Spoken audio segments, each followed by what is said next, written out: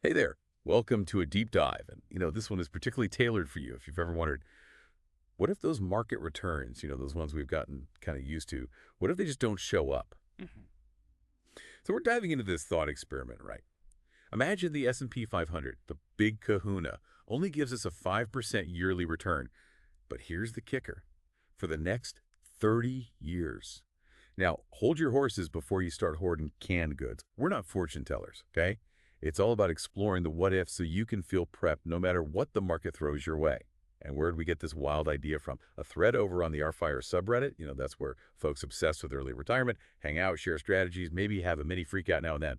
But seriously, this thread had it all. Excitement, doubt, even someone cracking a Soylent Green joke. You gotta love that. One thing that really stuck out was how many people build their whole plan around getting those historic 8–10% returns. Like it's a guarantee or something. So is that realistic? Well, yeah, those past returns are enticing, aren't they? It's like the market's greatest hits album. But here's the thing. The market doesn't really care about history. It's not obligated to repeat itself just because it did before. It's like expecting your favorite band to have another #1 hit 30 years later. It'd be awesome, but maybe don't bet the farm on it. Exactly. Plus, the U.S. market, it's been a bit of a golden child, let's be honest. Other parts of the world tell a different story. Europe, for example, their markets, even with inflation accounted for, they've only averaged around 5% annually for the last 30 years. So even this whole what if it's only 5% scenario, that's not even the worst case situation globally, is it? You got it. And hey, even the S&P 500, Mr. Reliable himself, even he's had his slumps. Between 66 and 96, it was about 5% a year after you adjust for inflation. Okay, so maybe aiming for those super high returns, maybe that's a tad optimistic. Yeah. So let's get real. What does it actually mean for someone who wants to retire early if the good times don't keep rolling? This came up a lot in the thread, the famous 4% rule. The idea that you can take out 4% of your investments every year in retirement and not, well, run out of money. But if returns are lower, that 4% suddenly becomes maybe more like 2%. Yeah. Now, that is a lifestyle downgrade for anyone, but especially if you're already retired. You can't exactly unretire if the money's not stretching as far as you thought. And that's why having a plan, not just any plan, but one that can roll with the punches, that's essential. It's not about predicting the future perfectly. It's about being ready for a few different versions of it. Okay, so say someone's listening and they're getting a little worried about these lower returns, cramping their retirement style. What are some things they can do about it? Well, for one, bump up those savings. Even a little bit extra can snowball over time, right?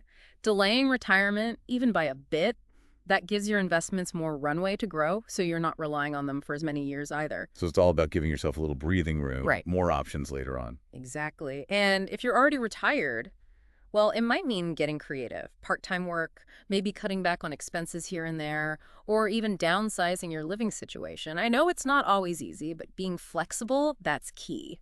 There was this one comment really got to me. It was just blunt. You do what you got to do. Lots of people, they get by on Social Security alone. It's a good reality check, right? Retiring early isn't even on the table for a lot of people. And even for those lucky enough to have saved up, might have to adjust expectations, be ready to pivot if the market throws a curveball. But hey, it wasn't all doom and gloom in the thread. Some good humor in there, too. One person joked about, get this, homemade Soylent Green if their portfolio tanks. Morbid? Yeah, but you gotta admire the optimism. For sure. Even when things feel scary financially, remember, your attitude, that's something you can control. How you look at it, how willing you are to adapt, that makes a difference. I love that. So let's flip the script a bit. hmm What are some of the good things, the hidden opportunities that might come out of a world where those easy 8–10% returns, they're not just a given anymore? It's funny. One thought that popped up was how if the stock market cooled off, like didn't hand us those big wins so easily, it might actually lead to some positive changes elsewhere in life. Okay, now that's a twist. Tell me more. I need some good news over here. Picture this. A world where getting rich quick from stocks, it's not the default, right? People might start really valuing a fulfilling career again, not just for the paycheck, but for what it does for them personally. So it becomes less about chasing the biggest salary, more about finding work that actually, I don't know, speaks for you, Yeah. uses your skills in a way that feels good. Exactly. And hey, maybe this even changes how we think about workplaces in general. More emphasis on that work-life balance everyone talks about, flexible schedules, places where people feel valued, not just like cogs in a machine. Okay, I'd sign up for that version of the future. And let's not forget about entrepreneurship. If those traditional investments aren't what they used to be, People might just say, hey, I'm going to bet on myself, on my ideas. Like necessity is the mother of invention, right? Yeah. If the easy road is closed, you got to get creative. Oh, And speaking of new roads, some folks were saying that lower returns on stocks, it could make other things more appealing, like real estate or those alternative investments everyone's always whispering about. yeah, that makes sense, right? When one game in town gets tough, you see what else is going on. No guarantees those other investments would be home runs, of course, but it highlights how important it is to not have all your eggs in one basket. Diversification, keeping an open mind. Right, so instead of just stocks, maybe we see people dabbling in real estate crowdfunding, peer-to-peer lending, who knows what else. Variety is the spice of life, right? Hmm. Oh, there was this other point that really resonated with me. Someone said something like, if the stock market's only giving us 5%, that probably means something's up with the whole economy, man. And, they're not wrong. It's not like the market exists in a vacuum tube or something. For sure, the market, it's like this giant mood ring for the economy, reflecting our collective activity, our hopes for the future, all of it. So if it's sluggish for a long time, yeah, that could be a sign some deeper changes happening that we need to pay attention to. Like, what kind of changes are we talking about here? Give me the rundown. Well, it could mean the economy's growing slower, inflation's acting up, or even interest rates going haywire.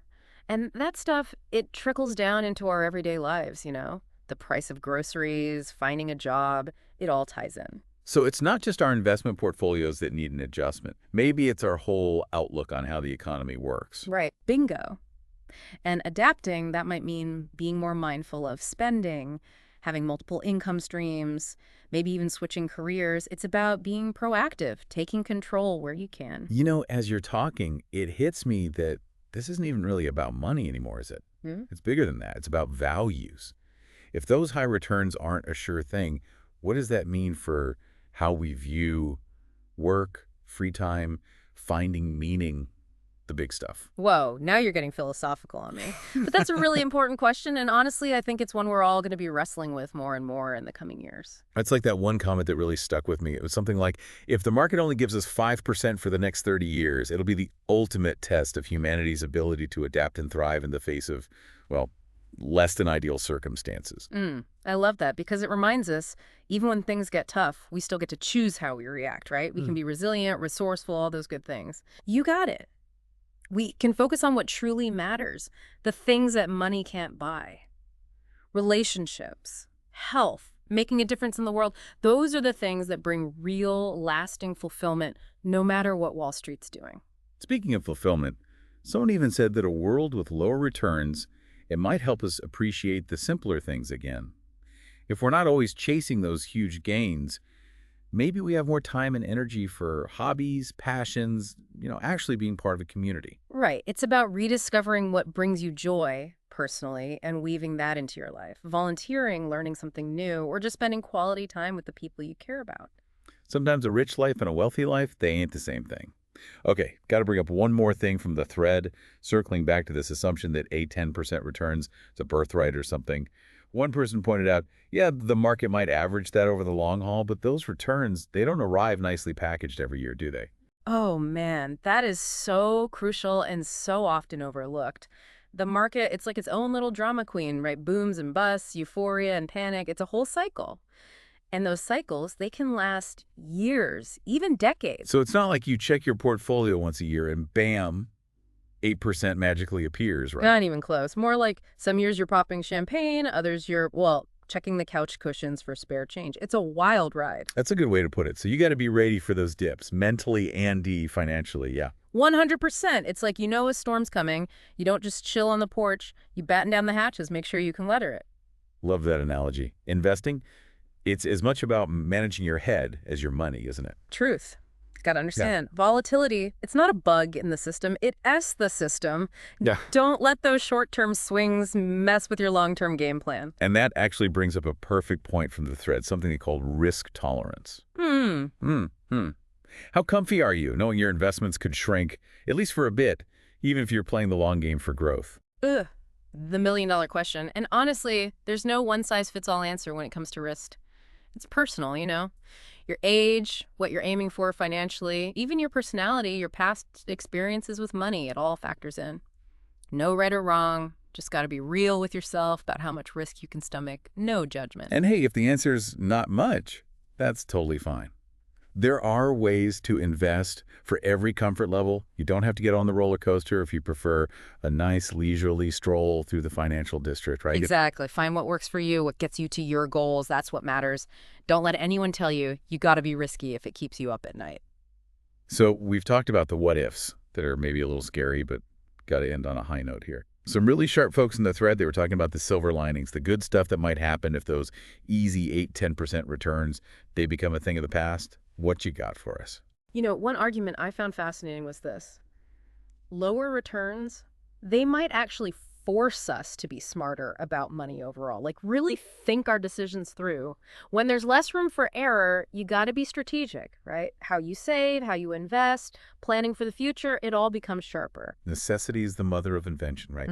Constraints, they breed creativity. 100%. We might see an explosion of innovation in like fintech, impact investing, all those new ways to think about money.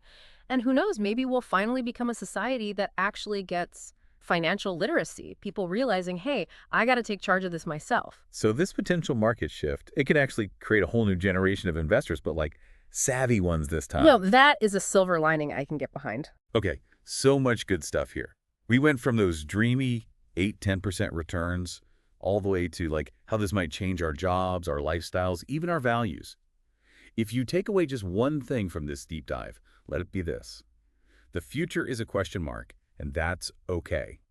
It's about being ready for a few different answers, focusing on what you can control and not freaking out over what you can't. Couldn't have said it better myself. Don't let the unknown scare you off. Let it be exciting. Fuel your curiosity, your creativity, your drive to build the life you want on your terms. And that is a mic drop moment if I've ever heard one. Thanks for joining us for this wild ride through the what-ifs of the market. Remember, knowledge is power, and the more you know, the better prepared you are for whatever's coming next. Happy investing, everyone, and until next time, take care.